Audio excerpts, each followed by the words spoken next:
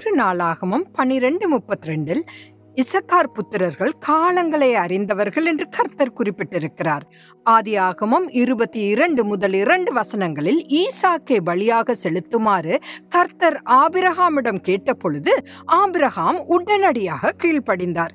இந்த சம்பவத்திற்கு பிறகு ஆதியாகமம் 24வது அதிகாரத்தில்தான் எலியேசர் மணமகளாகிய ரெபெக்காளை ஈசாக்கிடம் கொண்டு வரும் வரை ஈசாக்கு வேதாகமத்தில் காணப்படவில்லை.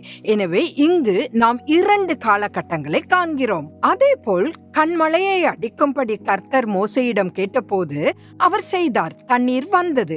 இதன் மூலம் இயேசு கிறிஸ்துவை ஒரு முறைதான் சிலுவையில் அறைய முடியும் என்று கர்த்தர் மோசேயிடம் சொல்ல முயன்றார். அதுவே முதல் வருகை. அடுத்த முறை மோசேயிடம் கண்மழையுடன் பேசும்படி கர்த்தர் கூறினார்.